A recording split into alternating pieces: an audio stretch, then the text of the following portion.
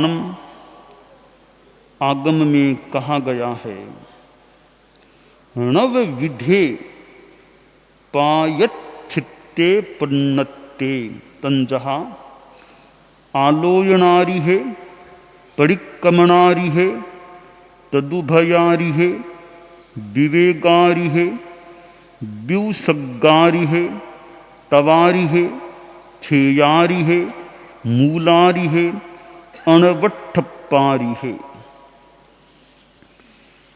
शास्त्रकार ने इस सूत्र में थानंग के 9वें स्थान के 42वें में इस सूत्र में प्रायश्चित्त के 9 प्रकार बताए गए हैं। पायच्छित्ते, पायच्छित्त, पाय यानी पाप, चित्त यानी छेदन, पाप का छेदन करने वाला है वो प्रायश्चित्त होता है। संस्कृत में करें तो प्रायश्चित्तम, प्रायो नाम तपः प्रोक्तम, प्राय यानी तपस्या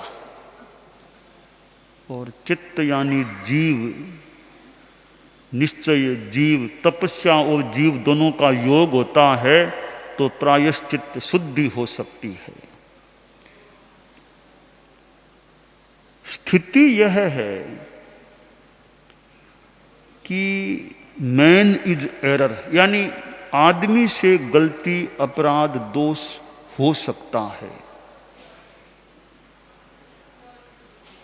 ऐसे लोग तो कितने मिलेंगे जिनसे कभी कोई गलती नहीं होती। वीतराग प्रभु अप्रमत्त अवस्था में रहने वाले निर्ग्रंथों चारित्रात्माओं को भले मान लें कि उनसे गलती नहीं होती, परंतु 7वें गुणस्थान में भी पाप कर्म का बंध नहीं हो सकता क्या? अंतरंग कसाई से तो वीतराग हो गया, उसके तो कोई पाप का बंध नहीं होता। मान लें 6ठे गुणस्थान के बाद भी अशुभ योग रूप गलती नहीं होती, बाकी 6ठे गुणस्थान तक के जीव हैं, यानी मनुष्य मान लें यहां पर हम, उनसे गलती तो हो सकती है। साधु संस्था में रहने वाले संत हैं, साध्वियां हैं, चारित्रात्माएं हैं, उनसे भी गलती, प्रतिसेवना, अपराध, दोष ये हो सकते हैं। सर्व सावध्य योग का त्याग है, फिर भी भीतर में राग, अभी तक राग भी है, द्वेष भी हो जाता है, तो फिर गलतियां भी हो सकती हैं।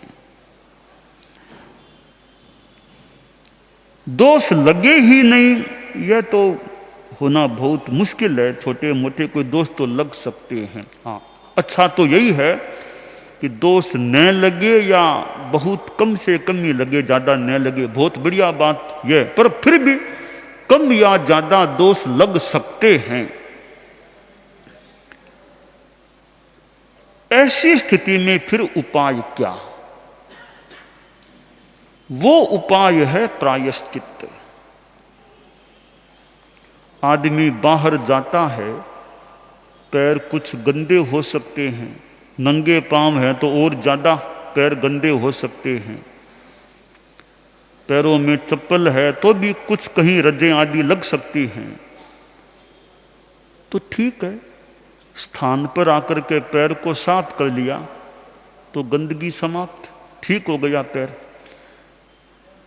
अब वो गंदगी साफ ही नहीं करेगा, ऐसे ही बैठा रहेगा, कोई ऐसा त्यागी बैरागी साधु हो तो अलग बात है, जो साफ साफ कुछ, वो तो बहुत ऊंची बात है। बाकी सामान्य आदमी है, पैर को साफ नहीं करेगा तो कपड़े गंदे हो सकेंगे, तो सफाई कर लो। और जैसे कपड़े हैं उनमें भी मैल आखिर हो जाता है, तो ठीक है, धो लेते हैं तो वो मैल उतर जाता है। तो वस्त्र को धो लेना उसके मैल को उतारने का उपाय है, पैरों को धो लेना पैरों की गंदगी को मिटाने का उपाय है। इसी प्रकार ये दोष रूपी गंदगी लग जाती है तो उसको मिटाने का उपाय है प्रायश्चित्त। जैसे आदमी है, कभी बीमारी भी हो सकती है, तो बीमारी हो गई है तो दुनिया में डॉक्टर भी तो मिलते हैं, दवाई भी तो मिलती है, चिकित्सा की प्रविधियां भी तो हैं, उनको काम में लेकर आदमी बीमारी से मुक्त हो सकता है। ठीक है, कई कई बीमारियां बड़ी जटिल हो जाएं, ला इलाज की स्थिति में हो जाएं, वो तो अलग बात है।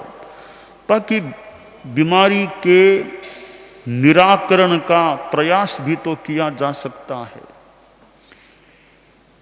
चिकित्सा के संदर्भ में चार चीजें देख लें। एक तो चिकित्सक नंबर 1, नंबर 2 रोगी, और नंबर 3 है कि वह उसकी बीमारी, नंबर 4 है औषध या चिकित्सा की विधि। ये 4 चीजें हैं। तो चिकित्सक के समान तो इस दोषों के संदर्भ में तीर्थंकरों को मान लें, आचार्यों को मान लें, और भी प्रायश्चित देने वाले जो अधिकृत व्यक्ति उनको मान लें, वे तो चिकित्सक के समान हैं।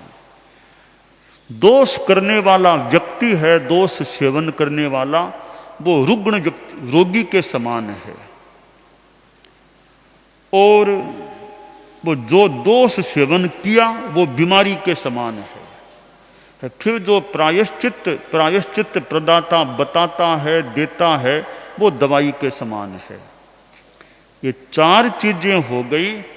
5वीं चीज मैं जोड़ना चाहूंगा, उचित हो तो वो ठीक मानी जाए। 4 चीजें तो है, पर रोगी फिर दवाई ले तो बीमारी ठीक कर। दवाई तो बता दी डॉक्टर साहब ने, दवाई लूंगा नहीं मैं तो बीमारी ठीक होने की आशा क्यों करते हो? तो 4 चीजें हैं। अब रोगी दवाई ले, दवाई पेट में जाए जैसे विधि वो रोग ठीक हो। प्रायश्चित बता तो दिया, पर वो तो बिना मन लिया ने उसको उतारता है, तो दोष की शुद्धि की कितनी आशा करें। तो 5वीं बात जोड़नी चाहिए कि दवाई को लेना तो बीमारी ठीक हो सकती है। प्रायश्चित्त के संदर्भ में एक महत्वपूर्ण अर्हता होनी चाहिए, यानी रोगी में, दोष सेवी व्यक्ति में भद्रता,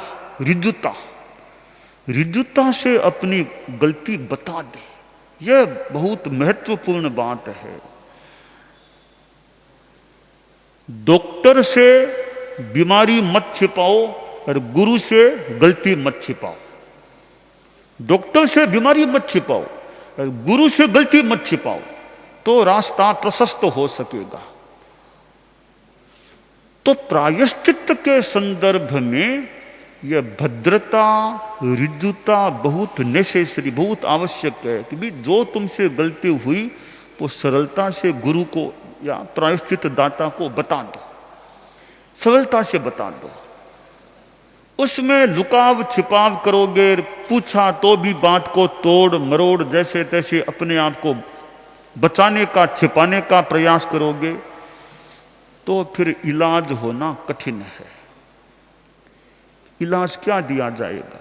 अब कोई गलती स्वीकार ही नहीं करता है, मान लो, उसको क्या प्रायश्चित दिया जाए? कोई साधु कह दे कि मान लीजिए 2 साधु गुरु के पास आते हैं। एक साधु बोलता है कि हम दोनों संतों ने गलती की है। तो गुरु ने कहा अभी उसको भी साथ ले आओ, दोनों से बात कर लेते हैं। उसको भी बुलाया गया। तो गुरु ने पूछा भी क्यों? यह कह रहा है कि यह गलती तुम दोनों ने की है। तो दूसरा बोला नहीं गुरुदेव, मैंने तो कोई गलती नहीं की है, मैंने कोई ऐसा काम नहीं किया है। तो गुरु यह कह दिए भाई यह तो स्वीकार करता नहीं, तुम कह रही हो कि गलती हम दोनों ने की है, तो तुमने तो किया, मैंने तो की ही है। तो तुम अपना आलोचन ठीक तरह कर लो, प्रायश्चित मैं दे देता हूँ। यह स्वीकार नहीं करता, इसको मैं प्रायश्चित नहीं देना चाहूँगा। तो जो स्वीकार करे वो अपना प्रायश्चित ले ले, दूसरा स्वीकार नहीं करता तो उसको जबरन थोड़ा ही कोई प्रायश्चित दिया जाए। हाँ, जबरन तो कभी कभी बड़ी कोई कार्रवाई में बड़े कोई व्यवस्था करनी पड़े, बाकी बिना स्वीकार किए प्रायश्चित नहीं देना चाहिए। हाँ, यह हो सकता है कि कभी कभी ऐसा लगे कि स्वीकार तो नहीं करता, प्रमाण बहुत मजबूत है फिर भी स्वीकार नहीं करता, तो प्रायश्चित तो मान लो नहीं मांगता तो कैसे दें। औचित्य लगे तो भी फिर हम तुमको संघ से अब अलग कर सकते हैं, वो निर्णय तो फिर भी किया जा सकता है, परंतु बिना स्वीकार किए प्रायश्चित नहीं देना चाहिए आमतौर से। तो वो सरलता से स्वीकार कर लेता है, थोड़ी स्वीकार की थोड़ी छिपा ली तो होगी उतनी शुद्धि हो पाएगी। इसलिए यह महत्वपूर्ण बात है हम चारित्रात्माओं के लिए भी और दूसरों के लिए भी कि अगर शुद्ध होना है, आगे को ठीक बनाना है, तो सरल मन से अपनी गलती योग्य स्थान पर बता दो ताकि इलाज हो सके। अब जैसे कोरोना काल बीता है, पहली लहर आई, दूसरी लहर आई, कि कोरोना तो है, लगता है, पर दिखाऊंगा नहीं, जांच नहीं कराऊंगा। अभी जांच नहीं कराओगे तो क्या पता चलेगा कि तुम्हारी क्या स्थिति है।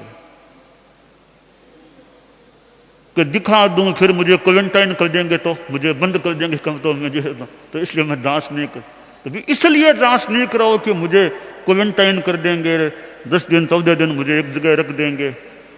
तो यह कोई उचित आधार नहीं है कि इसलिए जांच नहीं कराऊंगा। हाँ, जो प्रक्रिया विधि हो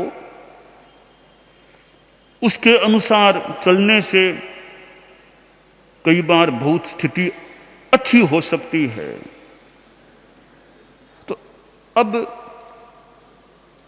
बीमारी की तो जांच कभी मान लो आदमी नहीं भी कोई ऐसा साधु है कि बीमारी है, तकलीफ लग रही है मुझे, तो जांच नहीं कराऊंगा, बस अपनी साधना तपस्या करता हूं, अच्छी बात है कि है वैसी है। मुझे स्मरण हो गया मंत्री मुनि श्री सुमेरमल जी स्वामी, जितना मैंने सुना कि जयपुर में विराजमान थे, तो मुनिश्री ने कहा कि मुझे यानी ये भिन्न समाचारी में मत ले जाना, बस भर्ती मत कराना, हॉस्पिटल में भर्ती मत कराना, और भिन्न समाचारी में नहीं, बस ठिकाने में हैं, ठिकाने में जितना इलाज हो सके वो भले करा दो, और कहीं जाना नहीं अब। तो मुझे ये अच्छी बात लगी कि तकलीफ हो शरीर में कि मुझे भिन्न समाचारी में मत ले जाना, न मुझे भर्ती कराना, अब ठिकाने में है, यहाँ जितना हो जाए उतना इलाज करा दो, बाकी नहीं। हालांकि द्रव्य क्षेत्र काल भाव भी देखना होता है कि किस अवस्था की स्थिति है, देखो यह भी देखना पड़ता है। एक कोई 40 वर्ष का साधु है कि उसको वो कह दे भी तुम तो अभी छोटी उम्र है, अभी क्यों नहीं इलाज करा लेते हो। एक देखते हैं अभी उम्र काफ़ी आ गई है अब, तो मान लो भी अब तपस्या में लगे, साधना करें, तो ऐसे ये सापेक्ष बात होती है हर जगह। यूँ तो बढ़िया बात है, दोष सेवन दोष न लगे वो तो अच्छी बात है, लगती ही है, बाकी परिस्थितियां देखनी पड़ती है कि किसके लिए यह ठीक है, मुझे इलाज नहीं कराना, बस अब होगा सो होगा, बस अच्छी बात की। परंतु वो स्थितियां देख करके तो मंत्री मुनिश्री ने जो मैंने सुना जाना कि भिन्न समाचारी में मत ले जाना, अरे भर्ती मत कराना, ये ठिकाने में हो जाए अब, तो ऐसे ठीक उम्र इतनी उम्र है अब, और अब इतना अब क्या मोह करना, यह भी ठीक है, हॉस्पिटल भर्ती करा दो, आखिर पता नहीं कितना क्या लाभ होगा, क्या किसकी गारंटी के लाभ हो ही जाएगा। आदमी 87, 88, 86 वर्ष में है, भिन्न समाचारी वाहन में चला भी गया, तो गारंटी है क्या वहां जाने के बाद 10 साल और जिंदा रह जाएंगे, क्या पता है। तो क्यों वाहन का अब, एक तो देखिए यह स्थिति क्या है कि वेदना इतनी ज्यादा है कि उसका उपाय तो करें, भी वेदना हो रही है, वेदना ज्यादा नहीं, बीमारी है, वेदना ज्यादा नहीं है और उम्र भी अच्छी आ गई है अब, तो फिर क्यों वाहन आदि में जाकर अपनी साधना करो, जप तपस्या करो। ठीक है, आखिर जीवन तो आखिर एक दिन तो नश्वर है ही, तो कभी तो इतना मनोबल जाग जाए तो बहुत बढ़िया बात है। बाकी शरीर में वेदना होती है ना, तो उसको झेलना मुश्किल होता है, फिर कोई न कोई उपाय करने की बात आ जाती है। तो खैर, मैं मूल बात प्रायश्चित की बता रहा था कि दोष सेवन हो गया है तो आलोचन प्रायश्चित ग्रहण हो जाना चाहिए। और एक बार तो पूरे संयम जीवन की आलोचना हो जाए तो बढ़िया रहे, पूरे संयम। और जब लगे कि अब लगता है पुद्गल क्षीण हो रहे हैं, अब टिकना मुश्किल है, तो मेरी आलोचना ठीक हो जाए, आलोचना मुझे करा दो, वह बढ़िया बात है। या संथारा लेना है अब तो संथारा के आसपास या संथारे के काल में जीवन भर की या अपने खास संयम जीवन की आलोचना बढ़िया हो जाए तो एक स्नान सा हो जाए, आगे फिर आत्मा जाएगी तो साफ होकर के जाए।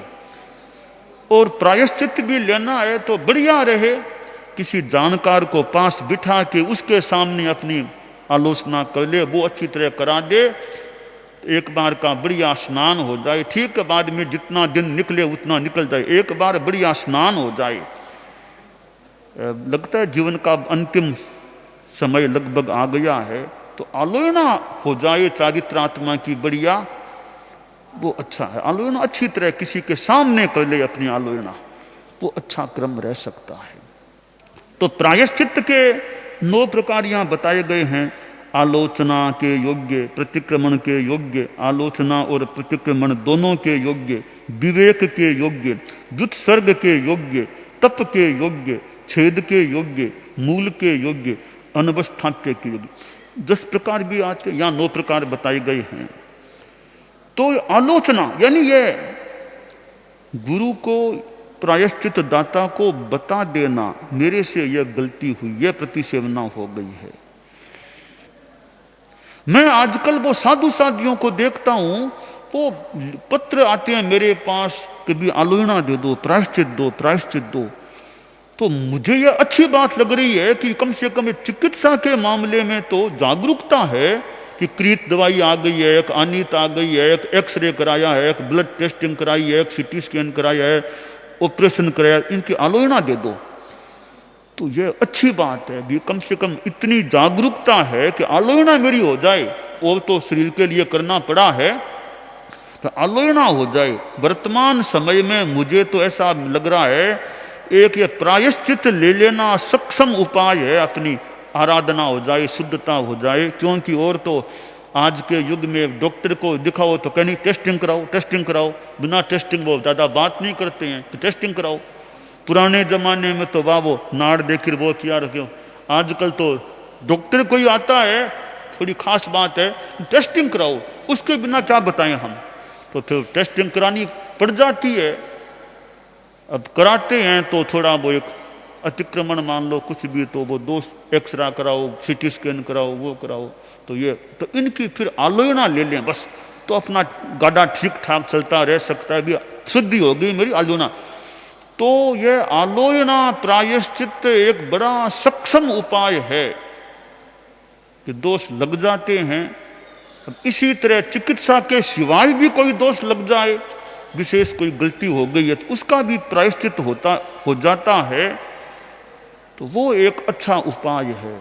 जैसे अब मान लो कोई कांटा चुभ गया है ना, अब कांटा पड़ा रहेगा तो तकलीफ देने वाला रहेगा, मान के चले मोटा मोटी। अब कांटे को निकाल दो, तो ठीक ठाक कर दो, आराम हो जाएगा। तो कांटा निकल जाने के बाद कांटे की मार का थोड़ा दर्द भले थोड़ी देर कुछ समय रह जाए, बाकी ठीक हो जाएगा। अब कांटा नहीं निकालेंगे तो वो कितनी तकलीफ रहेगी चलने में, और भी अशांति रह सकती है। तो कांटे को निकाल दो बस, या किसी से निकलवा लो, फिर ठीक हो सकेगा।